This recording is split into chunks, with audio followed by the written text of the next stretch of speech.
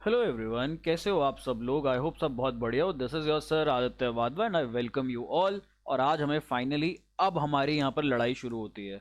अभी हमने क्या करा, अभी हमने अस्त्र विद्या शस्त्र विद्या ले ली। अब हम लोगों को मैदान में जाना है, बैटल फील्ड में जाना है। और अब हमें यहाँ पे लड़ाई लड़नी है, और लड़ाई कैसी लड़नी है? फुल फ्लेजेड क्वेश्चंस के साथ। हम प्रैक्टिस कर चुके हैं पीछे किस किस की, operating activities, investing activities, financing activities. कुछ हमने एडजस्टमेंट्स भी देखी, कुछ नई नई चीज़ें भी सीखी, कुछ क्या काफ़ी सारी चीज़ें सीखी।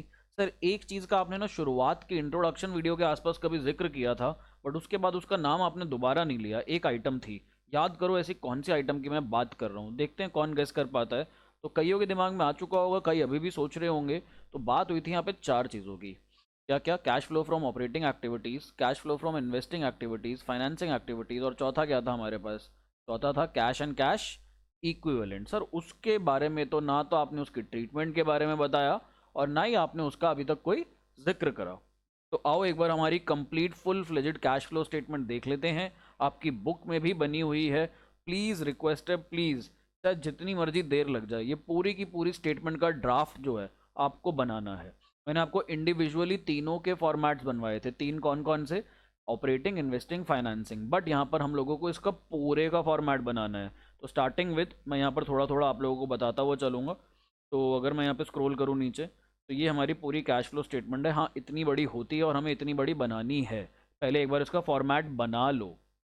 ये फाइल जो है पीडीएफ वाली, ये आपको आपके चैप्टर के अंदर मिली हुई है, अटैच्ड है वहाँ पे। तो आप वहाँ पे देख लो इसको आराम से, और इसको देख के बनाओ। भले इसका प्रिंट निकालो, प्रिंट निकाल के देख के बना लो, भले जैसे मर्जी बनाओ, but you have to make it. चाहे इसका बना लो चाहे बुक का बना लो, सेम है, कोई ज़्यादा फर्क नहीं है।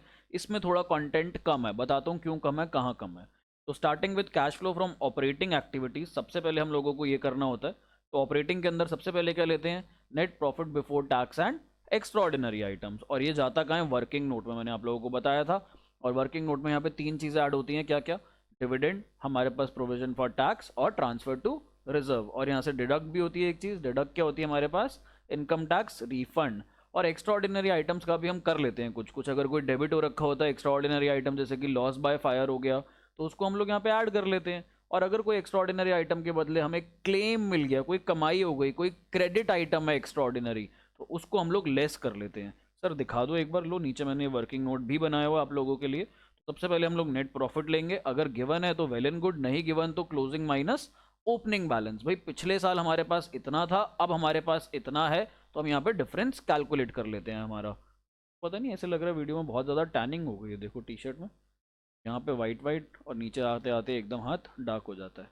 चलो ये वीडियो में देख के मेरे को आज लग रहा है, कोई नहीं। तो आगे देखते हैं।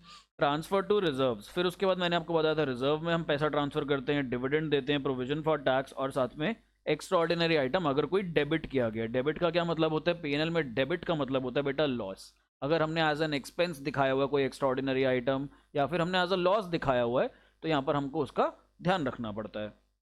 आगे कहता है less extra ordinary item credited to PNL account.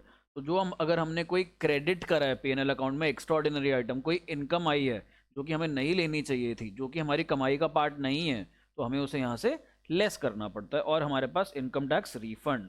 तो हमारा ये पहला वर्किंग नोट, इसको हम वर्किंग नोट में ही करेंगे। कई बार आप बुक में देखोगे इसको ना यहीं पे सॉल्व किया हुआ होता है, यहीं पे प्लस माइनस कर रहे होते हैं, बट हम यहाँ नहीं करेंगे। हम अपनी एक ही अप्रोच लेकर के चलेंगे। नहीं तो ट्रस्ट में इतनी ज़्यादा कन्फ्यूजन होगी, इतने ज़्यादा आप कन्फ्यूज हो जाओगे कि आपको भी नहीं पता लगेगा आंसर कहाँ गलत हो गया, कैसे गलत हो गया, कौन सी आइटम कितनी बार लेनी है, क्या करना है। तो प्लीज़ इस चीज़ का ध्यान रखना। फिर हमारे पास आइटम्स टू बी एडेड, हमारे पास कौन कौन सा आइटम्स ऐड करने होते हैं? सर नॉन ऑपरेटिंग खर्चे जोड़ दो, और साथ में नॉन कैश वाले खर्चे जोड़ दो। नॉन ऑपरेटिंग तो इसलिए जोड़ दो ताकि हम अपना ऑपरेटिंग प्रॉफिट निकाल पाएं, और खर्चे सारे नॉन कैश वाले इसलिए जोड़ दो ताकि हम ऑपरेटिंग प्रॉफिट कैश वाला निकाल पाएं। तो हमें यहाँ पर नॉन ऑपरेटिंग भी वापस से ऐड करना पड़ेगा, और हमें अपने नॉन कैश एक्सपेंसेस भी ऐड करने पड़ेंगे। जब हम लोगों ने यहाँ पर ऑपरेटिंग प्रॉफिट वाली वीडियो करी थी, उसमें मैंने आपको अच्छे से बताया था कि नेट प्रॉफिट से ऑपरेटिंग प्रॉफिट कैसे जाना होता है। एक बार फिर से थोड़ा सा आपको आइडिया दे देता हूँ। तो नेट प्रॉफिट से ऑपरेटिंग प्रॉफिट जाने के लिए प्लीज़ समझना मेरी बात को। यहाँ पर हम लोग क्या करते थे, हमारे पास ना यहाँ पर ऑपरेटिंग प्रॉफिट आता था, और ऑपरेटिंग प्रॉफिट से हम लोग यहाँ पर नॉन ऑपरेटिंग एक्सपेंसेस माइनस करते थे, और non operating non operating incomes add करते थे और ये बराबर हो जाता था हमारा नेट प्रॉफिट के। अब हम कैसे जा रहे हैं, अब हम उल्टा जा रहे हैं। अब हमारे पास नेट प्रॉफिट भी गिवन है, नॉन ऑपरेटिंग इनकम भी है, नॉन ऑपरेटिंग एक्सपेंसेस भी है। अब निकालना हम लोगों को ऑपरेटिंग प्रॉफिट। तो हम क्या करते हैं, नॉन ऑपरेटिंग एक्सपेंसेस इधर जा करके प्लस हो जाएंगे और ये नॉन ऑपरेटिंग इनकम इधर जा करके माइनस हो जाएंगी। तो सेम वे यहाँ पर मैंने करा हुआ है, नॉन ऑपरेटिंग एक्सपेंसेस प्लस हो रहे हैं, यहाँ पर देखो ऐड लिखा हुआ है, और नॉन ऑपरेटिंग इनकम जो है मेरी यहाँ पर लेस हो रही है, तो इसे लेस करना होता है। अब नॉन ऑपरेटिंग एक्सपेंसेस कौन से हैं, नॉन ऑपरेटिंग इनकम कौन सी है, नॉन कैश एक्सपेंसेस कौन से हैं, ये सारा आपको डिटेल में ऑपरेटिंग एक्सपेंसेस वाली ऑपरेटिंग प्रॉफिट वाली वीडियो में दिखाया हुआ है, सिखाया हुआ है सब कुछ। चलो जी, अब और आगे बढ़ते हैं। फिर आ जाता है हमारे पास operating profit before working capital changes. Working capital change होने से पहले वाला प्रॉफिट हम यहाँ पर लिख देते हैं। इसके बाद वर्किंग कैपिटल चेंजेस का हम लोग ध्यान देंगे, और वर्किंग कैपिटल चेंजेस में क्या करना है, वहां पर ऐड करना होता है increase in current liabilities and decrease in current assets, और लेस करना होता है इसका ऑपोजिट। लेस क्या करना होता है हम लोगों को, increase in current assets and decrease in current liabilities. तो यहाँ पर ये लिखा हुआ है। अब जो मैं कह रहा हूँ ना, बुक में ज्यादा है, बुक में एक एक करंट एसेट और एक एक करंट लायबिलिटी का यहाँ पे नाम लिखा हुआ है और पूरी लिस्ट दे रखी है। आपको वो लिस्ट बनाने की जरूरत नहीं है पूरी, नहीं तो 10-15 लाइनें आपकी लिस्ट से ही भर जाएंगी। आप सिंपली ये लिख दो, add increase in current liabilities, decrease in current assets, और यहाँ पे लेस में उल्टा वाइस वर्सा, बस इतना लिख दो और आगे बढ़ जाओ। हम लोग इसी के अंदर कर लेंगे, हमें कोई अलग अलग अलग अलग नहीं चाहिए सारे के सारे। चलो जी आगे बढ़ते हैं। फिर कहता है cash flow from operating activities before tax paid and extraordinary item. तो टैक्स देने से पहले का कैश फ्लो आ गया, तो इसमें से अब हम लोग टैक्स पेड दे देंगे। और टैक्स पेड कैसा वाला देंगे, नेट ऑफ रिफंड वाला। अगर हमारे को 1 लाख रुपए का टैक्स देना है और 10,000 का हमें रिफंड मिल रहा है, दैट मीन्स हम यहाँ पे 90,000 रुपीज का टैक्स दिखाएंगे, पूरा 1 लाख का नहीं दिखाएंगे। प्लीज इस चीज का ध्यान रखना। और आगे हम बढ़ते हैं, तो extraordinary item debited as expense. अगर कोई खर्चा हुआ था जो कैश में गया हमारे पास से, तो हमें यहाँ पर लेस करना पड़ेगा। एक्स्ट्राऑर्डिनरी आइटम जो हम वर्किंग नोट में अपने ऐड कर रहे थे ना, इसको अब यहाँ पर लेस करना पड़ेगा, क्योंकि हमारे पास से कैश चला जाएगा, जो भी हमारा यहाँ पर नुकसान होगा। फिर और आगे बढ़ते हैं, तो extraordinary item credited as income. अगर हमें इंश्योरेंस कंपनी ने कोई भी क्लेम दिया है, तो भाई हमारे पास पैसा तो आया ना, पॉजिटिव पैसा तो आया है, तो हमें यहाँ पर उसे ऐड करना पड़ता है। मैंने शायद यहाँ पे प्लस आएगा, this will be plus and this will be minus. PDF में ये जो अपलोडेड है उसके अंदर सही अपलोडेड है, यहाँ पर ये छोटी सी गलती है, तो इसको देख लेना। ठीक, अब हमारे पास फाइनली आ जाता है कैश फ्लो फ्रॉम या फिर यूज्ड इन। फ्रॉम कब आएगा, फ्रॉम आएगा बेटा जब आंसर पॉजिटिव आ रहा हो, और यूज्ड इन कब आएगा, जब हमारे पास आंसर नेगेटिव आ रहा हो। तो इनमें से कोई एक टर्म यूज करना। फिर उसके बाद हमारे पास cash flow from investing activities. Investing activities में क्या होता था, हमारे नॉन करंट एसेट्स की डीलिंग होती थी। और नॉन करंट एसेट्स भी कैसे, अगर हम यहाँ पर कोई भी नॉन करंट एसेट खरीदते थे या बेचते थे, बीट फिक्स एसेट टैंजेबल वाले या फिर इनटैंजेबल वाले, या फिर हमारे पास क्या होगा यहाँ पर इन्वेस्टमेंट्स, अगर इनमें से कोई भी चीज़ खरीद रहे हैं या बेच रहे हैं, तो हमारे पास इन्वेस्टिंग एक्टिविटीज में आएगा। प्लस और क्या आएगा यहाँ पर, सर अगर इन इन्वेस्टमेंट्स के ऊपर कोई भी इनकम होती है। मैंने कहा कैसी कैसी इनकम होती है ज़रा ये बताओ, तो आपने कहा सर इसके ऊपर हम लोग इंटरेस्ट रिसीव करते हैं, हम लोग यहाँ पर डिविडेंड रिसीव करते हैं, हम लोग रेंट रिसीव करते हैं। तो ये सारे हम अपने इन्वेस्टमेंट्स पे ही तो रिसीव कर रहे हैं, और किस पे कर रहे हैं, बिल्डिंग ली तो किराया आएगा, अगर हमने यहाँ पर डिबेंचर्स में या एफडी में इन्वेस्टमेंट करी तो इंटरेस्ट आएगा, अगर हमने शेयर्स खरीदे तो डिविडेंड आएगा, यहाँ से भी तो कैश आ रहा है हमारे पास। तो यहाँ पर ये सारी चीज़ें होती हैं। आई डोंट थिंक सो मेरे को यहाँ पे और कुछ आपको बताने की भी ज़रूरत है। हाँ, अगर आप लोग अपने इंटैंजिबल एसेट्स खरीद रहे हो तो वो भी यहाँ पर आएंगे। इंटैंजिबल एसेट्स खरीदना बोले तो पेटेंट्स खरीदना, कॉपीराइट्स खरीदना, ये सारी चीज़ें जब खरीदते हो ये भी इन्वेस्टमेंट है आपके बिजनेस में, एंड इसको भी यहीं पर लिखा जाता है इन्वेस्टिंग एक्टिविटी में। और तो यहाँ पे भी सेम वही है, फ्रॉम और यूज। अगर हमारे पास पॉजिटिव आ रहा है तो हम फ्रॉम लिखेंगे, अगर हमारे पास नेगेटिव है तो हम लोग यूज लिखेंगे। फिर और आगे बढ़ते हैं, तो यहाँ कहता है cash flow from financing activities. तो cash flow from financing activities में क्या क्या क्या होता है, सर जो भी पैसा हम रेज करते हैं अपने बिजनेस को चलाने के लिए, जो भी पैसा रेज किया जाता है उसे बोला जाता है cash flow from financing activities. अब यहाँ पर एक पॉइंट ऑफ बाइफर्केशन समझना, यहाँ पर फाइनेंशियल कंपनीज और नॉन फाइनेंशियल कंपनी की बात करता हूँ एक बार।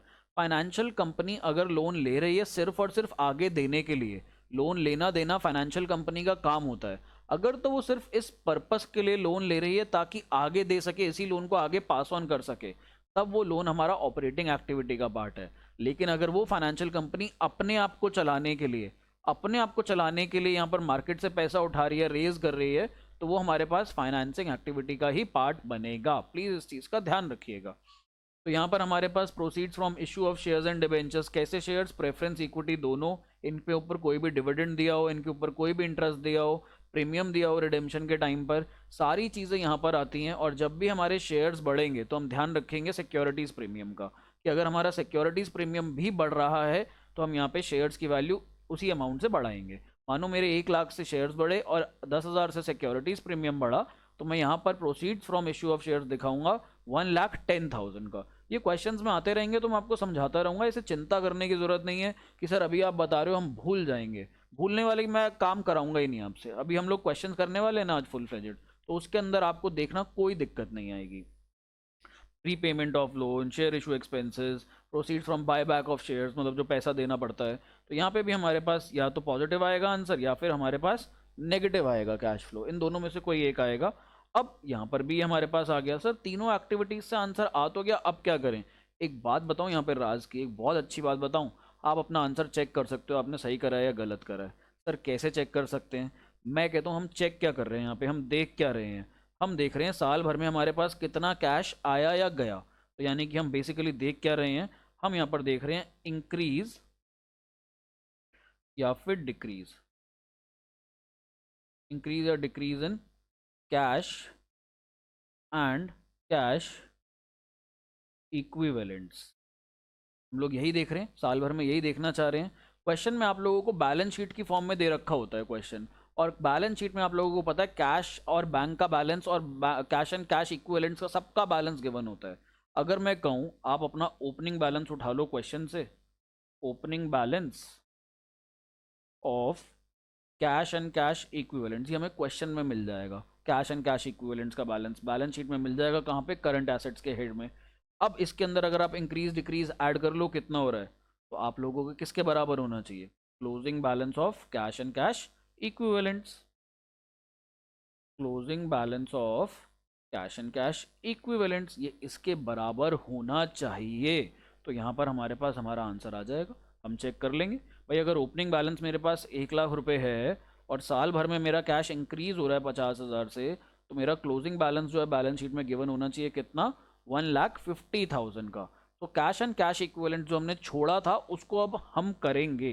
तो यहाँ पर देखो मैंने क्या लिखा है यहाँ पर, नेट इंक्रीज या decrease in cash and cash equivalents. ये कैसे पता लगेगा, ऑपरेटिंग से जो आपका कैश आया या गया, या फिर इन्वेस्टिंग से जो आपका कैश आया या गया, या फिर फाइनेंसिंग जो आपका कैश आया या गया, इन तीनों को प्लस करो और इन तीनों को प्लस करके यहाँ पर लिख दो, चाहे नेगेटिव आ रहा हो चाहे पॉजिटिव आ रहा हो।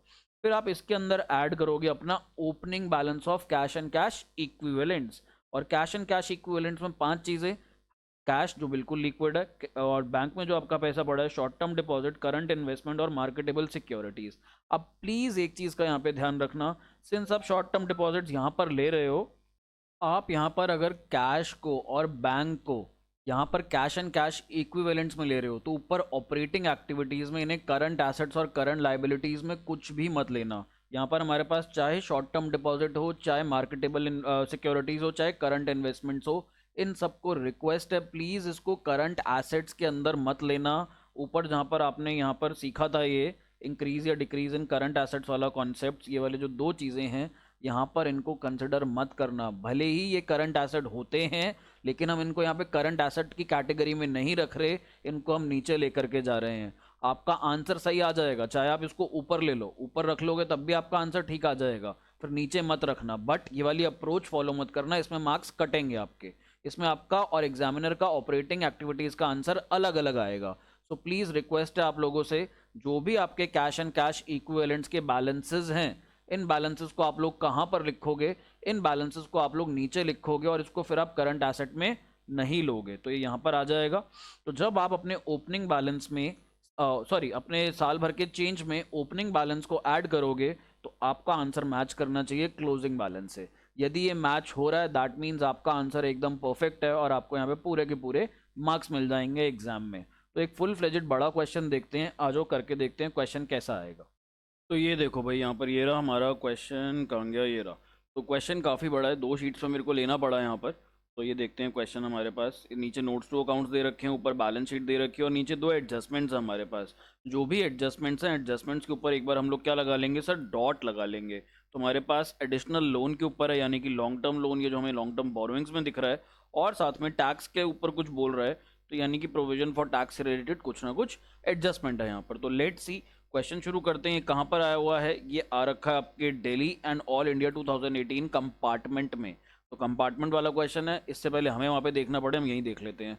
यहाँ पर कर लोगे ढंग से तो वहाँ जाने की ज़रूरत पड़ेगी नहीं, और यहाँ पर कंपार्टमेंट की बातें नहीं करो तो सर बेटर है। क्यों? क्योंकि हम लोग यहाँ पर 95 स्कोर करने आए हैं, कंपार्टमेंट की बातें करने नहीं आए हैं, तो हम नहीं करेंगे वो बातें।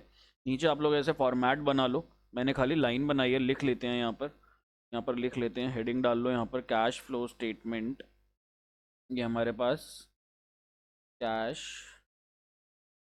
फ्लो स्टेटमेंट, और मेक श्योर करना कि आप लोग अगर एग्जाम शीट्स यूज़ कर रहे हो तो वहाँ पे 3 पेज भी लग सकते हैं, और अगर आप लोग अपने रजिस्टर की शीट्स यूज़ कर रहे हो तो वहाँ पे आपके 2 पेज में भी हो जाएगा। तो यहाँ पर ऐसी कोई दिक्कत नहीं आएगी। लेट्स डू, थोड़ा सा फॉर्मेट लिख लेते हैं पहले हम लोग।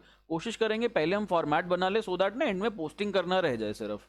तो लेट्स सी, तो यहाँ पर कहता है कैश फ्लो फ्रॉम, सबसे पहले क्या निकालते हैं सर, सबसे पहले ऑपरेटिंग एक्टिविटीज से कैश फ्लो कितना आएगा, सबसे पहले ये निकालेंगे।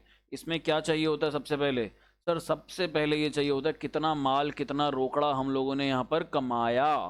तो यहाँ पर हम लोग क्या लिखेंगे, नेट प्रॉफिट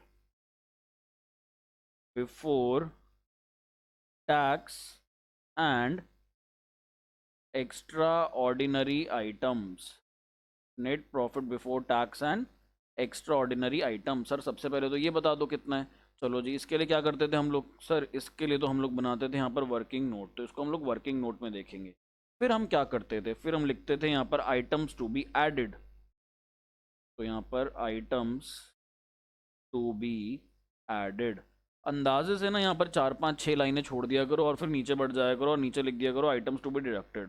तो 1 2 3 4 5 6 मैं यहाँ पर लिख रहा हूँ अब, 6 7 लाइनें छोड़कर items to be deducted. Items to be deducted ज़्यादा नहीं आती हैं, बट ये हमारे पास 3 4 आइटम्स होती हैं, तो यहाँ नीचे 3 4 लाइनें छोड़ के लिख दो operating profit before working capital changes, before working capital changes. देखो फॉर्मेट बनाने का फायदा है पहले, नो डाउट, क्योंकि जब आपका फॉर्मेट बन जाएगा तो आप एक रिस्पॉन्सिबिलिटी से फ्री हो जाओगे, आपके दुनिया की एक प्रॉब्लम कम हो जाएगी। यहाँ पर आपको फिर सीधा पोस्टिंग करनी है तो आपका दिमाग पोस्टिंग वाली साइड पे चलेगा, नहीं तो फॉर्मेट पे भी चलेगा, पोस्टिंग पे भी चलेगा, न्यूमेरिकल पार्ट भी होगा, तो तीनों में ना मिक्सअप हो जाएगा बहुत ज़्यादा, और हम मिक्सअप करेंगे नहीं यहाँ पर। ठीक, अब operating profit before working capital changes. अब वर्किंग कैपिटल चेंजेस में बताओ क्या क्या होता था सर, हम लिखते थे add increase in current liabilities और डिक्रीज इन करंट एसेट्स। इसमें भी हमारे पास 2 3 आइटम होंगे, या क्या पता ना हो, क्या पता कम हो, कुछ भी हो सकता है। तो यहाँ पे 2 3 लाइनें हम एवरेज लेकर के चल रहे हैं, और अकाउंट्स के अंदर अगर कटिंग वटिंग भी हो जाए तो भी हमें एक आधी लाइन एक्स्ट्रा चाहिए ही होगी एग्जाम के अंदर, तो उस चीज़ का भी हम लोग यहाँ पर मार्जिन लेकर के चलेंगे। तो लेट्स सी, अब लेस में क्या लिखेंगे, लेस कर देंगे हम डिक्रीज इन करंट लायबिलिटीज और इंक्रीज इन करंट एसेट्स। फिर हमारे पास क्या आ जाएगा यहाँ पर, फिर हमारे पास फाइनली आ जाएगा cash flow from operations before tax. तो यहाँ पर लिखते हैं, ओहो चलो, 3 लाइनें तो छोड़ें कम से कम। तो यहाँ पर हम लिखेंगे 1 2 3 4, चलो यहाँ लिख देता हूँ, cash flow from operations before tax. अब यहाँ पर हमें नहीं पता टैक्स पे करने के बाद क्या यहाँ पे पॉजिटिव आंसर आएगा या यहाँ पर नेगेटिव आंसर आएगा, तो इसलिए मैं यहाँ पर लास्ट लाइन नहीं लिख रहा, नेट कैश फ्लो या नेट कैश फ्लो फ्रॉम या यूज्ड इन, मैं ये लाइन नहीं लिख रहा हूँ यहाँ पे। क्यों? क्योंकि मेरे को पता नहीं अभी कैसा आंसर आएगा, पॉजिटिव या नेगेटिव, बट मेरे को आइडिया लग गया मेरा आंसर कहाँ तक आ जाएगा, जगह मेरे को आइडिया मिल गया, अप्रॉक्सीमेशन मिल गया। यहाँ पर अब मैं लिखूंगा कैश फ्लो फ्रॉम, अब कौन सी एक्टिविटी आती है दूसरे नंबर पे, इन्वेस्टिंग। तो यहाँ पर हम लिखेंगे cash flow from investing activities. चलो जी, इन्वेस्टिंग एक्टिविटीज़ में तो हमें थोड़ी सी जगह चाहिए, कितनी, मैक्स टू मैक्स 8 से 9 लाइनें, इससे ऊपर हमें ज़रूरत नहीं है। इसके बाद हम लोग यहाँ पर क्या लिखेंगे नीचे, इसके बाद हम लोग लिखेंगे cash flow from financing activities. तो हमें ये तीन चीज़ें मेजर मेजर चाहिए होती हैं, ये तीन चीज़ें हमने हेडिंग्स डाल ली हैं। अब जो जो आंसर आएगा हम देखते हुए चलेंगे, ऐसी कोई दिक्कत नहीं है। सर क्वेश्चन को स्टार्ट कैसे करना है, एडजस्टमेंट्स भी है, कई सारी चीज़ें हैं, आइटम बाय आइटम चलो। ये मत सोचो पहले ऑपरेटिंग एक्टिविटीज़ करेंगे, फिर इन्वेस्टिंग करेंगे, फिर फाइनेंसिंग करेंगे, तीनों चीज़ें एक साथ नहीं, एक एक करके सोचेंगे हम लोग, आइटम बाय आइटम चलते रहेंगे। जो जो आइटम जैसे जैसे आती रहेगी वैसे वैसे हम लोग करते रहेंगे। अब हम ये नहीं सोचेंगे कि पहले हम जो फुटबॉल खेल रहे हैं पहले हम डिफेंडर्स को देंगे, फिर मिडफील्डर्स को देंगे, फिर अटैकर्स को देंगे, जिसके पास जैसे जैसे बॉल आती जाए वैसे वैसे उसको घुमाते जाओ, वैसे वैसे खेलते जाओ। तो चलो जी, पहला item share holders funds. Share holders fund में सबसे पहले हमारे पास शेयर कैपिटल। तो शेयर कैपिटल हमारी 1 लाख से 3 लाख हो रही है और इसके ऊपर कोई भी वर्किंग नोट नहीं है। अगर आप देखोगे पहला जो नोट नंबर है वो रिजर्व्स एंड सरप्लस पे है। तुम्हारी जो शेयर कैपिटल बढ़ी 1 लाख से 3 लाख हुई, लेकिन यहाँ पर आपको एक और चीज़ देखनी है, मैंने आपको समझाया था जो शेयर्स होते हैं कैसे कैसे इशू हो सकते हैं, पार पे भी प्रीमियम पे भी। तो अगर ये शेयर्स हमारे प्रीमियम पे इशू हो रहे होते हैं तो हमें सिक्योरिटीज़ प्रीमियम का अमाउंट भी लिखना पड़ता है साथ में। तो हमें साथ में बी पार्ट भी देखना पड़ेगा, रिजर्व्स एंड सरप्लस, और उसके लिए हमारे पास एक नोट है। हमारे जो रिजर्व्स एंड सरप्लस हैं 1,20,000 से 25,000 हो रहे हैं। लेट्स सी क्या है वहाँ पर, कहीं हमारे पास यहाँ पे सिक्योरिटीज़ प्रीमियम तो नहीं है। तो यहाँ पर अगर मैं देखता हूँ तो रिजर्व्स एंड सरप्लस में हमारे पास सिर्फ सरप्लस है, कोई भी रिजर्व नहीं है। तो यहाँ पर हम लोग क्या करेंगे, अब हम लोग सबसे पहले शेयर कैपिटल की पोस्टिंग कर लेते हैं। तो हमारा इंक्रीज इन शेयर कैपिटल हुआ, 2 लाख रुपए हमारे पास इनफ्लो आया होगा, और ये इनफ्लो कहाँ जाता है, फाइनेंसिंग एक्टिविटीज में। तो हम यहाँ पे लिखेंगे proceeds from issue of shares. अब आप लोगों को यहाँ पर पता नहीं है कैसे शेयर्स हैं, प्रेफरेंस है या इक्विटी है, तो आप सिर्फ शेयर्स वर्ड लिखना, इक्विटी वर्ड मत लिखना, ना ही यहाँ पर प्रेफरेंस वर्ड यूज करना। Proceeds from issue of shares, 2 lakh रुपए हमारे पास आ गए। अब 2 लाख हमारे पास आए हैं तो ये क्या हो जाएगा, positive balance, positive cash flow. आगे बढ़ते हैं अब हम लोग, तो आगे बढ़ते हैं। ए पार्ट इज डन, जो पार्ट होता जाएगा उसको हम टिक करते जाएंगे। ईयर्स का खासा ध्यान रखना, बताया था, देखो 2016 बाद में दिए, 2017 के फिगर्स पहले गिवन है, तो इस चीज़ का हम लोग खासा ध्यान रखेंगे यहाँ पे। अब रिजर्व्स एंड सरप्लस में देखते हैं, सिर्फ हमारे पास सरप्लस है नीचे नोट्स में। तो देखते हैं क्या हुआ है भाई। हमारे पास जो था 1 लाख से हमारा बैलेंस जो प्रॉफिट का था, साल के शुरुआत में 1,20,000 का प्रॉफिट था, साल के एंड तक आए तो हमारे पास कितना रह गया, 25,000 रह गया सिर्फ। दैट मीन्स क्या हो गया, हाँ ये तो नुकसान हो गया यहाँ पर। तो नुकसान हुआ तो लॉस लिखना पड़ेगा। ये लॉस कहाँ जाता है सर, ये लॉस जाता है वर्किंग नोट में। तो आओ भाई वर्किंग नोट देखते हैं। तो मैंने यहाँ पे वर्किंग नोट में प्रोविजन फॉर टैक्स अकाउंट बनाया हुआ है, मशीनरी अकाउंट बनाया हुआ है, और भी कुछ बनाया हुआ है क्या, एक्यूमुलेटेड डिप्रिसिएशन भी बनाया हुआ है। तो ये अब हमारा वर्किंग नोट नंबर 2 बनेगा, 2 नहीं 3 बन जाएगा। तो पहला working note will be provision for tax, second will be machinery and accumulated depreciation, ये साथ में चलते हैं। फिर थर्ड हमारे पास यहाँ पर आ जाएगा नेट प्रॉफिट, जो हमें प्रॉफिट लेना है, profit as per statement of P&L, profit and loss. और हम लोगों को यहाँ पर 3 चीज़ें इसके अंदर ऐड भी करनी होती हैं। पहले तो प्रॉफिट देख लेते हैं कितना हो गया, 1,20 से 25 हो गया। दैट मीन्स हम लोगों को यहाँ पर लॉस हो गया कितने का, 95,000 का लॉस है। तो मैंने नेगेटिव में लिखा है ब्रैकेट बना करके। तो हमने यहाँ पर रिजर्व्स एंड सरप्लस की भी ट्रीटमेंट कर ली। Let's move on long term borrowings. Long term borrowings के ऊपर हमारे पास एडजस्टमेंट भी है, नीचे नोट भी है, तो देख लेते हैं, हाथ के हाथ करते हुए चलते हैं। तो हमारे जो लॉन्ग टर्म लोन्स हैं 60,000 से 80,000 हो गए। दैट मीन्स हमने साल भर में और लोन्स इशू करे होंगे, हम लोगों के पास और इनफ्लो आया होगा। अब यहाँ पर देखते हैं एडजस्टमेंट क्या कहती है। यहाँ पर एक चीज़ है मेरे पास छुपी हुई, हिडन एडजस्टमेंट, विच इज़ 10%। अब यहाँ पर जो हमारे पास लोन्स बढ़ रहे हैं या जो साल में हमारे पास लोन्स हैं उसके ऊपर हम लोगों को क्या देना पड़ता है, इंटरेस्ट देना पड़ता है। तो भाई 10% किस वैल्यू पे दें। अगर क्वेश्चन साइलेंट होगा तो क्या करोगे, सर आपने नोट लिखवाया था, अगर क्वेश्चन साइलेंट है तो हम लोगों को ओपनिंग बैलेंस पे देना पड़ेगा। हम ये अजम्पशन लेकर के चलते हैं कोई भी चीज़ बड़ी है या घटी है तो वो कब हुई है, साल के शुरुआत में हुई है। बट नीचे यहाँ पर इन्होंने गिवन है additional loan was taken on 1 जुलाई 2016। हमें यहाँ पर 16 और 17 वाले ईयर में तो एडिशनल लोन 1 जुलाई को लिया था। तो अप्रैल मई जून ये 3 महीने काट दो 12 में से, तो 9 महीने का हमें यहाँ पर देना पड़ेगा एडिशनल अमाउंट पे, और पूरे साल में हमें देना पड़ेगा 60,000 पर। तो मैं यहाँ पर आपको निकाल के दिखा देता हूँ।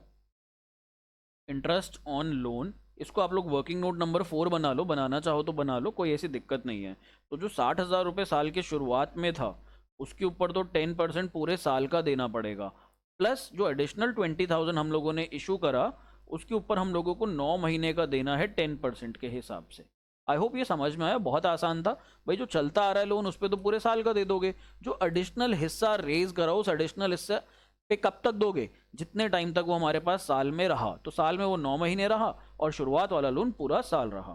तो यहाँ पर ये आ जाएगा 6,000 और इधर ही आ जाएगा 2,000 का 3/4, तो ये हो जाएगा 1,500। तो दिस विल बी 7,500। तो एक तो हम लोगों को यहाँ पर इंटरेस्ट ऑन लोन लेना है 7,500, एंड डोंट फॉरगेट कि हमारा लोन बढ़ रहा है, तो ये दो चीज़ें डालनी है। जो लोन बढ़ रहा है that was the part of balance sheet, तो उसका एक इफेक्ट जाएगा। जो एडजस्टमेंट्स है वहाँ पर उसके 2 इफेक्ट जाएंगे। तो लेट्स डू इट। तो यहाँ पर हम लोगों को सबसे पहले तो फाइनेंसिंग में आ जाओ। Proceeds from loan, proceeds from loan, तो ये कितनी है भाई प्रोसीड्स हमारे पास, ये आ रही थी हमारे पास 20,000, और हम लोगों को यहाँ पर इंटरेस्ट ऑन लोन भी देना है। तो इंटरेस्ट ऑन लोन पेड कितना निकाला था हम लोगों ने इंटरेस्ट, 7,500 रुपीज़। और इसका दूसरा इफेक्ट, पहला इफेक्ट तो ये हो गया, दूसरा इफेक्ट कहाँ जाता है, नॉन ऑपरेटिंग एक्सपेंस है ये। तो नॉन ऑपरेटिंग एक्सपेंस है, तो यहाँ पर ऑपरेटिंग में ऐड हो जाएगा। तो यहाँ पर हम लोग ऐड करेंगे इंटरेस्ट ऑन लोन, और इंटरेस्ट ऑन लोन हमारे पास है बेटा यहाँ पर 7,500 रुपीज़ का। और आगे बढ़ते हैं, देखते हैं हमारे पास ये लॉन्ग टर्म लोन भी हो गया, रिजर्व्स एंड सरप्लस भी हो गया, नॉन करंट लाइबिलिटीज़ भी निपट गई। अब करंट लाइबिलिटीज़ की बात करता है। तो करंट लाइबिलिटीज़ का क्या करते हैं हम लोग, सर इंक्रीज और डिक्रीज आपने लिखवाया था, ऑपरेटिंग में ऐड या लेस हमारे पास हो रही थी चीज़ें, तो यहाँ पर हम इसको ऑपरेटिंग में लेकर के जाएंगे। लेट्स सी ट्रेड पेबल्स, तो ट्रेड पेबल्स हमारे पास कम हो रहे हैं, 20,000 से 6,000 हो रहे हैं, यानी कि डिक्रीज इन लाइबिलिटीज़ हो रहा है। अब आपको दिमाग भी लगाने की ज़रूरत नहीं है, क्योंकि आप ऑलरेडी फॉर्मेट बना चुके हो। तो आपका डिक्रीज इन लाइबिलिटीज़ यहाँ पर आ जाएगा, और यहाँ पर आप सिंपली लिख दोगे ट्रेड पेबल्स, एंड इधर वील पुट 14,000, 14,000 रुपये। ठीक, और ये लेस हो रहा है तो उसको नेगेटिव, प्लीज़ यार ये बहुत ज़रूरी है। जो बच्चा ये नहीं करेगा वो इतनी छोटी गलती कर बैठेगा कि इस गलती के लिए ना अपने आप को भुला भी नहीं पाएगा एग्जाम में, और पता भी नहीं लग पाएगी कि गलती क्या हुई थी। आगे बढ़ते हैं, बैलेंस शीट की हर आइटम की एक पोस्टिंग। आगे कहते हैं शॉर्ट टर्म प्रोविजंस, और प्रोविजन के ऊपर हमारे पास क्या है, यहाँ पर एक नोट है, तो वो नोट देख लेते हैं, आ जाओ। तो शॉर्ट टर्म प्रोविजन में हमारे पास कौन सा प्रोविजन है, प्रोविजन फॉर टैक्स। अगर हमने यहाँ पे नोट नंबर ना देखा होता तो हम क्या करते, इसको करंट लाइबिलिटी की तरह ट्रीट करके आ जाते, but this is not a current liability. Provision for tax का तो अकाउंट बनता है। एक प्रोविजन होता है जो हम साल में से प्रॉफिट में से लेते हैं और प्रोविजन बनाते हैं, और एक टैक्स होता है हम जो साल में पे करते हैं। तो यहाँ पे मेड और पेड का हम लोगों को ध्यान रखना है। टैक्स जो बनाते हैं वो प्रॉफिट में से पैसा काटना पड़ता है, प्रॉफिट में से काटेंगे तो प्रॉफिट में वापस से जोड़ना पड़ेगा, कहाँ पर, वर्किंग नोट में। So let see the account, हम सारी चीजें अकाउंट से करेंगे, बेहद सिंपल हो जाएगा। तो प्रोविजन फॉर टैक्स के लिए ओपनिंग बैलेंस है 70,000, क्लोजिंग है 68,000। लेट सी पहले इतनी पोस्टिंग करते हैं, ओपनिंग था 70 और क्लोजिंग था 68। तो यहाँ पर हमारे पास चार ही चीज़ें आती हैं बाय बैलेंस बीडी। पहले मैं ये चार चीज़ें लिख देता हूँ, फिर हम आगे बढ़ेंगे। बाय पीएनएल अकाउंट, यानी कि प्रोविजन मेड, प्रोविजन मेड, इधर हम लोग लिखेंगे टू कैश या बैंक, टू कैश या bank account, and here will write down to balance CD.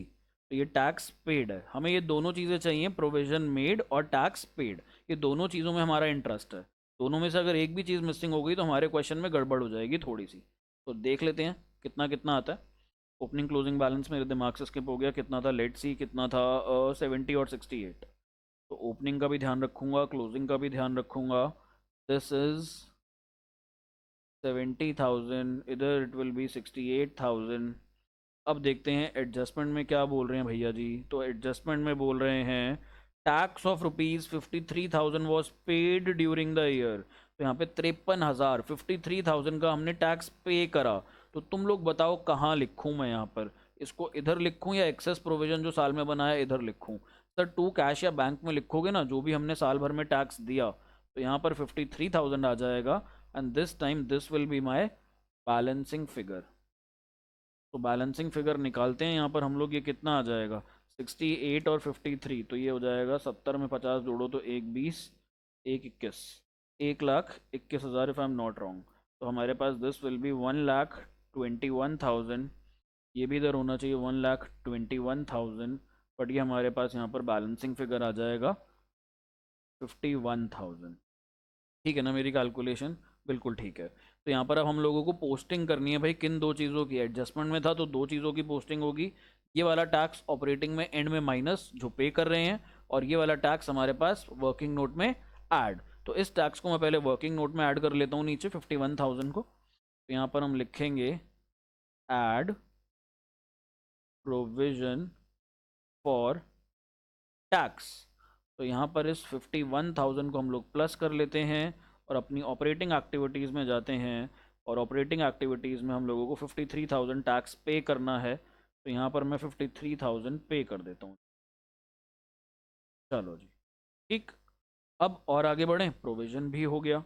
जैसे जैसे चीज़ें आती रहेंगी वैसे वैसे हम करते रहेंगे, बहुत आसान हो जाएगा क्वेश्चन।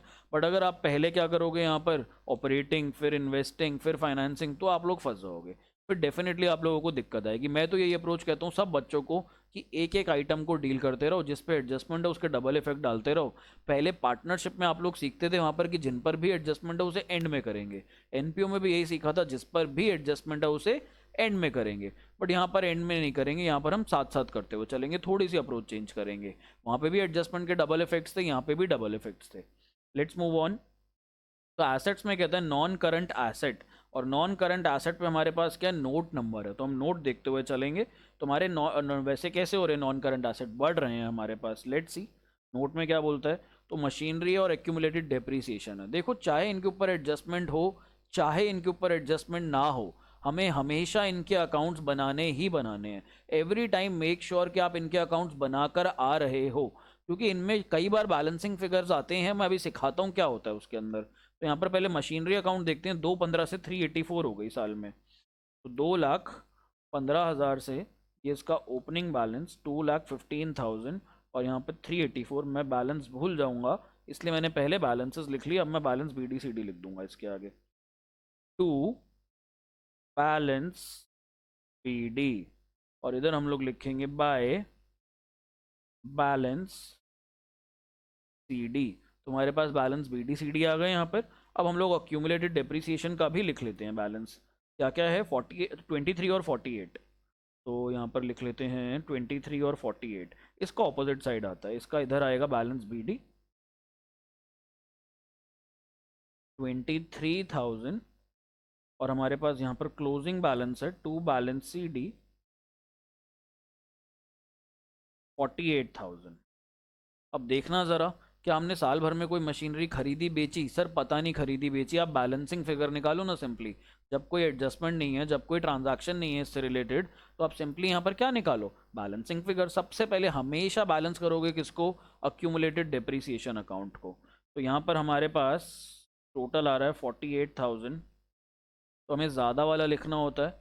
इधर भी मैं लिख दूंगा 48,000, और अब मैं यहाँ पर क्रेडिट साइड पे मेरा बैलेंसिंग फिगर आएगा, और यहाँ पर बैलेंसिंग फिगर क्या आता है? जो साल भर में हम लोगों ने डेप्रीसिएशन चार्ज किया। तो यहाँ पे 48 माइनस 23 गिव्स मी 25,000। तो सबसे पहले इस डेप्रीसिएशन को ऊपर लगा दो। कहाँ पर? ये जाता है हमारे पास ऑपरेटिंग में। ये ऑपरेटिंग खर्चा तो है, बट हम लोगों को क्या ऐड बैक करने होते हैं? नॉन ऑपरेटिंग खर्चे। तो सर ये नॉन ऑपरेटिंग तो नहीं है, डेप्रीसिएशन तो ऑपरेटिंग खर्चा माना जाता है, क्योंकि मशीनों को यूज़ किया जाता है फैक्ट्रीज में।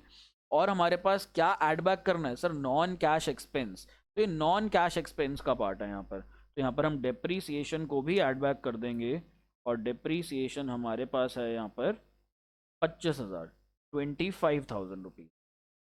चलो अब हम लोग मशीनरी अकाउंट को भी देख लेते हैं। तो ये अकाउंट तो हमने क्लोज कर दिया। नीचे हमारे पास जो एक्यूमुलेटेड डेप्रीसिएशन अकाउंट था। Let's see the machinery account.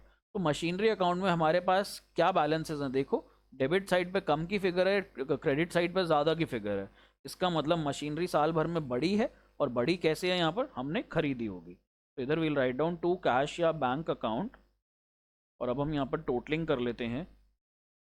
तो टोटल्स कितने कितने आएंगे यहाँ पर, दिस विल बी 3,84,000, इधर भी अपने पास 3,84,000, और ये हमारे पास बैलेंसिंग फिगर आएगा। तो बैलेंसिंग फिगर निकालते हैं भाई, कितना कितना आएगा, 85 और 84, तो ये 169 आ रहा है मेरे पास। 1,69,000 की हम लोगों ने साल भर में मशीनरी खरीदी है। अब परचेज ऑफ मशीनरी को कहाँ लेकर के जाते हैं बेटा, परचेज ऑफ मशीनरी को हम लोग यहाँ पर लिखते हैं investing activities, purchase of machinery. और हमने ये खरीदी है 169 की, दैट मीन्स कैश आउटफ्लो हुआ है। आउटफ्लो हुआ है तो हम लोग यहाँ पर नेगेटिव साइन का ध्यान ज़रूर ज़रूर ज़रूर रखेंगे। ठीक, तो हमारे पास फिक्स एसेट्स भी निपट गए, हमारे पास हमारी दोनों एडजस्टमेंट्स भी हो गई, नॉन करंट एसेट्स भी हो गए। बचे अब हमारे पास करंट एसेट्स। अब करंट एसेट्स में एक चीज़ को अलग कर लेना, क्या, कैश एंड कैश इक्विवेलेंट्स, हमें ये लेने की ज़रूरत नहीं है। इसके अलावा बाकी सारे करंट एसेट्स ले लेना। यहाँ पर अगर short term deposit, marketable securities, current investment, bank balance, cash balance, वो जो 5 आइटम्स मैंने आपको बताई हुई हैं, अभी एक्सप्लेन करी थी इस क्वेश्चन से पहले, उन 5 में से कोई भी करंट एसेट्स में कंसिडर मत करना, वो कैश एंड कैश इक्विवेलेंट का पार्ट बनेंगे। चलिए बाकी करंट एसेट्स को देखते हैं क्या हो रहा है। तो हमारे यहाँ पे करंट एसेट इंक्रीज हुआ इन्वेंट्रीज 7,000 से। इन्वेंट्रीज अगर 7,000 से इंक्रीज हुआ तो इंक्रीज इन करंट एसेट्स को तो हम लोगों को यहाँ पर लेस करना होता है। मैं यहाँ पर लिखूंगा इन्वेंट्रीज, और हमारे इन्वेंट्रीज में चेंज कितना आया यहाँ पर 7,000 का, तो लेस करना पड़ेगा। फिर हम लोग और आगे बढ़ते हैं। तो और अगर आगे देखें तो हमारे पास ट्रेड रिसीवेबल जो है लेस हो रहे हैं 14,000 रुपये के। दैट मीन्स हमारे पास पेमेंट आ गई ट्रेड रिसीवेबल से, तो यहाँ पर हम लोग लिख देंगे trade receivables, inflow of cash हुआ है ये, और इनफ्लो ऑफ कैश हुआ है तो यहाँ पर हम लोग 14,000 क्या करेंगे, प्लस कर देंगे। इनफ्लो ऑफ कैश ले लो, नहीं तो आप लोग ये मान के चल लो decrease in current assets, current assets decrease हो गए तो भी यही लिखना है भाई। चलिए जी, और आगे बढ़ें। इन्वेंट्रीज हो गया, ट्रेड रिसीवेबल हो गया, कैश एंड कैश इक्विवेलेंट्स लेना नहीं हम लोगों को। Other current assets, other current assets मेरे इंक्रीज हो रहे हैं, और यहाँ पे दे आर इंक्रीजिंग बाय 1,09,000। तो 1,09,000 से अगर मेरे करंट एसेट इंक्रीज होते हैं तो मेरे को क्या करना है उस केस में, 1,09,000 से इंक्रीज इन करंट एसेट्स यहाँ पर लेस हो जाते हैं। तो यहाँ पर हम लिखेंगे अदर एसेट्स, और इधर है हमारे पास 1,09,000 का डिफरेंस। क्या अब और कुछ बचा, सर वर्किंग नोट्स देख लो बस, बाकी सारी चीज़ें तो हो गई, और हमारे पास कैश एंड कैश इक्विवेलेंट्स बचा है, कोई नहीं देख लेंगे। वर्किंग नोट में एक हमारे पास बस प्रॉफिट था, इस प्रॉफिट का हमें यहाँ पर खासा ध्यान रखना था। तो हमारे पास नेट बैलेंस क्या आ रहा है, यहाँ पर हम लोगों ने प्रोविजन फॉर टैक्स ऐड कर लिया, यहाँ पे ट्रांसफर टू रिजर्व भी जाता है, बट रिजर्व इस क्वेश्चन में था नहीं हमारे पास, कोई रिजर्व बढ़ा नहीं हमारा। थर्ड हमारे पास यहाँ पर क्या चीज़ जाती है, हमारे पास यहाँ पर तीसरी चीज़ जाती है डिविडेंड। डिविडेंड भी नहीं था बेटा इस क्वेश्चन में कोई, तो अब हम लोग यहाँ पर इसको क्लोज कर देंगे और हम लिखेंगे net profit before tax and extra ordinary items, and this will be कितना, नेगेटिव आ रहा है, लॉस आ रहा है अभी भी हमारे पास, और लॉस कितना आ रहा है हमारे पास, ये आ रहा है हमारे पास 44,000 का। तो ये नेगेटिव 44,000 को यहाँ पर पोस्ट करते हैं, नेगेटिव 44,000, ये हमारे पास आ जाता है यहाँ पर 32,500, इसके अंदर 32,500 जोड़ देना। आइटम्स टू बी डिडक्टेड में कुछ भी नहीं आया हमारे पास, तो अब हमारे पास यहाँ पर ये कितना आ जाएगा 11,500। तो operating profit before working capital changes, ये भी हमारे पास नेगेटिव आया, एंड दिस इज 11,500 रुपीज़ यहाँ पर। अब हमारे पास यहाँ पर इंक्रीज इन CL और डिक्रीज इन CA था, तो इसका यहाँ पर टोटल हमारे पास कितना आ रहा है, सिर्फ ट्रेड रिसीवेबल्स एक ही आइटम है, तो यहाँ पर ये 14,000 हो जाएगा ऐड। और आगे बढ़ते हैं, अब इन तीनों का टोटल करना इंपॉर्टेंट है, 14 + 7 21, और ये 19, तो ये हो जाएगा 1,30,000, 1,30,000 रुपये। तो हम लोगों को अब यहाँ पर अपना एक बार मिनी कैलकुलेशन करनी है, हमें हर लेवल के बाद थोड़ा थोड़ा प्लस माइनस करना पड़ता है। तो 11,500 के अंदर हम लोगों को क्या करना है, 1,30,000 और माइनस करना है। नेगेटिव 11,500 था हमारे पास, उसके अंदर 1,30,000 और लॉस जोड़ दो, और यहाँ पर 14,000 रुपये हम लोग ऐड कर देंगे। तो दिस विल बी 127,500 नेगेटिव का। अब इस नेगेटिव में टैक्स भी पे करना है, और भाई अगर टैक्स भी पे करना है यहाँ पर, तो ये हमारे पास आ रहा है नेगेटिव में। अगर हम यहाँ जोड़ दें तो ऑपरेटिंग एक्टिविटीज से हमारा आंसर आ रहा है 1,80,500 नेगेटिव में। तो इसके लिए मेरे को लिखना पड़ेगा यहाँ पर cash flow used in operating, net word लिख लो, net cash flow used in operating activities. तो हमारे पास इतना ही आसान था ये। अब हम लोग आगे बढ़ेंगे, तो आगे हम लोग cash flow from purchase of machinery में देखते हैं कितना है, इन्वेस्टिंग में कितना है। तो यहाँ पर भी हमारे पास नेगेटिव आ रहा है, तो हम यहाँ लिखेंगे net cash used in investing activities. Net cash used in investing activities. Sir जैसे आपकी राइटिंग है ना, आपको डॉक्टर होना चाहिए था। डॉक्टर्स की भी राइटिंग समझ नहीं आती, आपकी भी नहीं समझ आती। चलो जी, अब हम फाइनेंसिंग एक्टिविटीज़ का देखते हैं। तो फाइनेंसिंग में फाइनली हमारे पास क्या आ रहा है, net cash flow from, positive answer है यहाँ पर। तो net cash flow from financing activities, ये कितना आ रहा है भाई, लेट सी, 2,20,000 माइनस 7,500, तो ये आ रहा है 2,12,500। अब हम क्या देखना चाहते हैं, अब हम देखना चाहते हैं भाई हमारा नेट चेंज कितना आया। तो हम यहाँ पर लिखते हैं नेट इंक्रीज या डिक्रीज। आपका कैश साल भर में इंक्रीज हो रहा है या डिक्रीज हो रहा है, ये कैसे पता लगेगा? ये पता लगेगा जब आप इन तीनों एक्टिविटीज़ का टोटल करोगे। तो अगर मैं इसको 1 मान लूँ, फर्स्ट एक्टिविटी, ये हमारे पास सेकेंड एक्टिविटी, और ये हमारे पास यहाँ पर थर्ड एक्टिविटी, तो इनका टोटल देख लो, नेट में हमारे पास पॉजिटिव आ रहा है या नेगेटिव आ रहा है। तो 2,12,500 माइनस 1,69,000 माइनस यहाँ पर 1,80,500, तो ये नेट आ रहा है मेरे पास minus 1,37,000। Net decrease in cash and cash equivalents. हमारा जो नेट डिक्रीज हो रहा है यहाँ पर, वो हो रहा है 1,37,000 का। और अब हम यहाँ पर ऐड करेंगे ओपनिंग बैलेंस। ओपनिंग बैलेंस भाई जितना साल में चेंज हुआ, ओपनिंग बैलेंस उसके अंदर ऐड कर दो, तो ये क्लोजिंग के बराबर होना चाहिए। Opening balance of cash and cash equivalents. तो ये कहाँ से मिलेंगे ओपनिंग क्लोजिंग बैलेंसेस? सर ये हमें यहाँ पर मिल जाएंगे बैलेंस शीट से। तो लेट्स सी बैलेंस शीट में कितना है हमारे पास opening balance cash and cash equivalents का। तो ओपनिंग बैलेंस आ रहा है हमारे पास यहाँ पर 49,000। ओहो, एक बहुत मेजर मिस्टेक हो गई, बहुत मेजर मिस्टेक। ये देखो मेजर मिस्टेक क्या हो गई, मैंने यहाँ पर अदर करंट एसेट्स में लेना चाहिए था मेरे को ये वाला बैलेंस, 4,000 से कम हो रहा है यहाँ पर जीरो पे, और मैंने गलती से ले लिया ये वाला बैलेंस। तो हमें ये ठीक करना पड़ेगा ये क्वेश्चन की अलाइनमेंट के चक्कर में, क्योंकि यहाँ पर मैंने रो गलत ले ली, तो मैंने अमाउंट अगली रो की पकड़ ली। इसको सबसे पहले ठीक करते हैं भाई, ये तो बहुत बड़ा ब्लंडर हो गया यहाँ पे हमारे पास। मैं भी सोच रहा था ये 1,09,000 कैसे आ जाएगा अदर एसेट्स में, इतनी बड़ी अमाउंट थी, बट मेरे को लगा मे बी क्वेश्चन में ऐसा होगा। तो ये हमारा 4,000 से ज़ीरो हो रहा है, तो हमारे पास डिक्रीज इन करंट एसेट्स को कहाँ लेकर के जाना है, ऊपर लेकर के जाना है। अदर एसेट्स हमारे पास यहाँ पर आएंगे। दिस वॉज जस्ट बिकॉज कि हम लोगों ने दूसरे कॉलम की या दूसरी रो की अमाउंट पकड़ ली। तो यहाँ पर 4,000 लेंगे, और यहाँ पर अब हमारे पास ये टोटल सारे चेंज करने पड़ेंगे भाई। तो मेरे पास तो यहाँ इरेज़र है, आप लोगों के पास नहीं होगा, इस चीज़ का ध्यान रखना प्लीज़। प्लीज़ रिक्वेस्ट है, ध्यान रखना। ये टोटल हमारे पास चेंज, ये total change.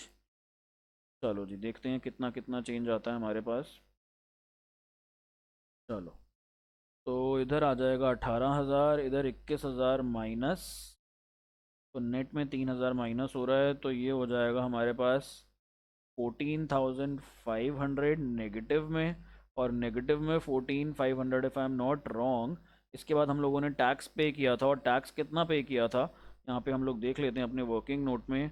Tax tax tax पे किया था 53,000 का, तो यहाँ से हम लोग 53,000 अब माइनस कर देंगे। तो इसमें से आप लोग 53,000 यदि माइनस करते हो, तो दिस विल बी 67,500 नेगेटिव में। तो नीचे जा कर के जो हमारा चेंज आ रहा है उसको भी हम लोग सही कर लेंगे यहाँ पर। तो नेट कैश फ्लो फ्रॉम ये जो हमारा चेंज है, तो ये तीनों एक्टिविटीज़ का मैं टोटल करता हूँ एक बार। तो 2,12,500 माइनस 1,69,000 और ऊपर हमारे पास कितना आ रहा है माइनस 67,500। तो this turns out to be minus 24,000। तो जो नेट चेंज आ रहा है दैट इज माइनस 24,000 का। तो यहाँ पर नेट डिक्रीज जो हुआ है 24,000 का हुआ है। अब इसके अंदर ओपनिंग बैलेंस जोड़ो ज़रा अपना। तो ओपनिंग बैलेंस कितने गया भाई, कहाँ है कहाँ है कहाँ है कहाँ है कहाँ है। ओपनिंग बैलेंस ये रहा हमारे पास 49,000 का। तो इसके अंदर मैं यहाँ पर 49,000 जोड़ता हूँ। 500 की गड़बड़ तो नहीं करी ना हमने कोई, नहीं जी। चलो जी, तो मैं यहाँ पर 49,000 जोड़ता हूँ। ये बराबर होना चाहिए मेरे किसके, क्लोजिंग बैलेंस के, closing balance of cash and cash equivalents. और मेरा क्लोजिंग बैलेंस यहाँ पे अगर मैं इन दोनों का सम करूँ तो -24 plus 49, this comes out to be 25,000। अब मेरे को चेक करना है क्या बैलेंस शीट के अंदर मेरा क्लोजिंग बैलेंस यहाँ पे 25,000 बन रहा है क्या। अगर बन रहा है तो हमारा आंसर यहाँ पर एकदम ठीक होगा। तो यहाँ पर हमारे पास बैलेंस शीट ये देखो बिल्कुल ठीक आ गया हमारा आंसर, और हमारा आंसर यहाँ पर मैच कर गया। सर आपने क्या किया एक बार दोबारा से बता दो। बिल्कुल बताऊंगा। और सर स्पेशली वो एंड वाला part, opening balance increase decrease, वो पल्ले नहीं पड़ा, दोबारा बताऊंगा एक बार। तो हमने क्या किया, हमने सबसे पहले तो सारी वैल्यूज ली, कैसे बैलेंस शीट की एक एक आइटम उठाते गए और उसकी पोस्टिंग करते रहे। यदि कोई वर्किंग नोट आया तो हमने वर्किंग नोट बनाया हाथ के हाथ, साथ में ही एडजस्टमेंट्स के हमने सबके डबल इफेक्ट्स डाले। और हम ऑपरेटिंग, इन्वेस्टिंग, फाइनेंसिंग को अलग अलग लेकर के नहीं चले, हम सब में साइमल्टेनियस एंट्रीज करते रहे जैसे जैसे जहां जहां पर आती रही। उसके बाद एंड में आकर हम लोगों ने यहाँ पर एक ब्लंडर कर दिया था। हमने क्या ब्लंडर कर लिया था, हमने अमाउंट किसी और रो की उठा ली थी, जिसकी वजह से हमारा आंसर हमें सेंस हो गया था कहीं ना कहीं सही नहीं आ रहा। अब तीनों एक्टिविटीज का जब आपका आंसर आ जाता है ना, नेट कैश फ्लो फ्रॉम या नेट कैश यूज्ड इन, तो इस केस में आपको क्या करना होता है, आपको इनका तीनों का टोटल करना होता है। भाई आपने देखना है साल भर में कैश कितना कम हुआ या कितना ज्यादा हुआ, तो हमें ये चीज़ें निकालनी पड़ती हैं। अगर आपका कैश यहाँ पर बढ़ रहा है और ओपनिंग बैलेंस भी गिवन है, तो ओपनिंग प्लस जो साल में बढ़ा वो किसके बराबर होना चाहिए, क्लोजिंग के बराबर होना चाहिए। अब यहाँ पे हमारे क्वेश्चन में हमारा कैश घट रहा था, और हमारा कैश जो घट रहा था साल में 24,000 से घट रहा था। तो मैंने कहा 24,000 से कैश कम हो रहा है, ओपनिंग में कितना बढ़ा था, ओपनिंग में क्वेश्चन बोला कि 49,000 बढ़ा था। मैंने कहा शुरुआत में 49, साल भर में 24,000 घट गया, तो अब एंड में 25,000 बचना चाहिए। तो मेरा आंसर यहाँ पर 25,000 आ रहा था।